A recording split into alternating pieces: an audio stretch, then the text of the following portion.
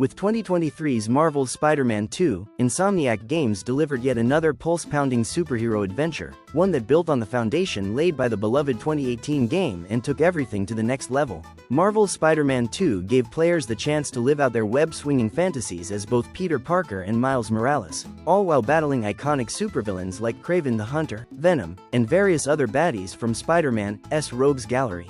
Spider-Man 2 is still one of the best superhero games you can play, but it's best to stick with the PS5 version over the PC port for now. Sony's PlayStation to PC ports have been mostly solid. God of War Ragnarok made a near-perfect transition to PC, as did Ghost of Tsushima. Unfortunately, there have also been some PlayStation PC ports that have missed the mark, like The Last of Us Part 1. The Last of Us Part 1 had all kinds of technical problems when it first launched for PC, and now Spider-Man 2 has followed in its footsteps. Despite Spider-Man 2's relatively forgiving system requirements, the game seems to seriously struggle on PC. I have experienced multiple crashes while playing the game, with the first coming right after the initial cutscenes and before any gameplay. Later, crashes occurred most commonly in the middle of fights. In one particularly annoying instance, the game crashed, and even though I closed out of it completely, the audio kept blaring from my computer speakers until I reset my PC. The good news is Spider-Man 2 autosaves constantly, so while the crashes are frustrating, players can usually start right where they left off after booting the game up again. Spider-Man 2 is a blast when it works. Spider-Man 2 on PC has already received updates meant to address some of its more serious technical problems, but I am still experiencing crashes.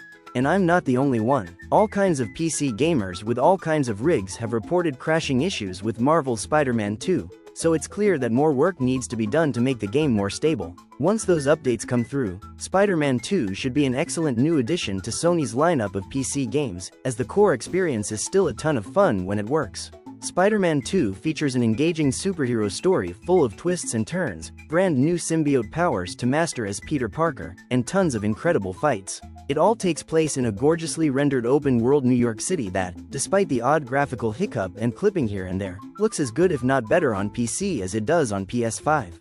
The animations are smooth, the combat is fast-paced and exciting, and the web-swinging exploration is top-notch. Spider-Man 2 is a fantastic game that is typically difficult to find fault with, so it's a shame that the PC version has such serious issues at launch. Note, I tested Spider-Man 2 on PC using an NVIDIA GeForce RTX 3080, 3.70 GHz AMD Ryzen 9 5900X 12-core processor, and 32.0 GB RAM. Despite its problems at launch, the PC port of Spider-Man 2 does have one big upside for gamers on the platform. Starting with Spider-Man 2, Sony has decided to do away with the controversial PSN account requirement with some of its games on PC.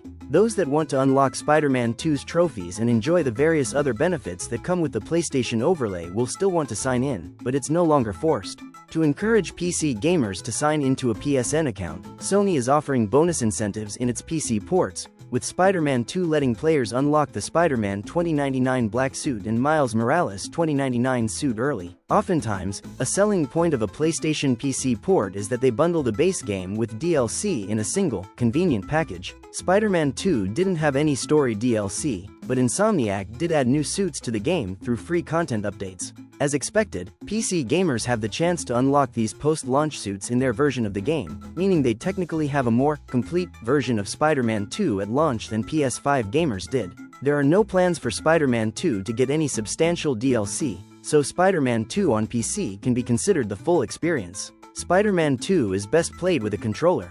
Still, PC gamers will want to be cautious about picking up the game right now because of the crashing and various other technical issues, but when they do dive in, they'll want to make sure that they have a controller handy. Spider-Man 2 can be played from start to finish with a mouse and keyboard, but some actions feel clumsy with the default controls compared to using a controller.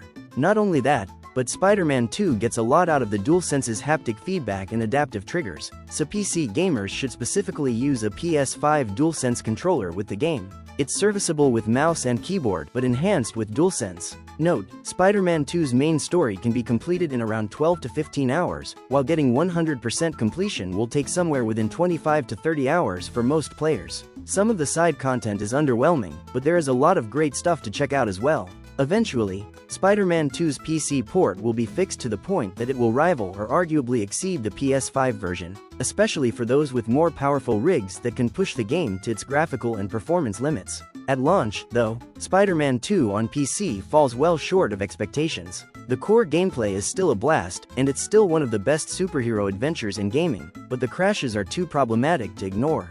Gives Marvel's Spider-Man 2 PC a 6/10.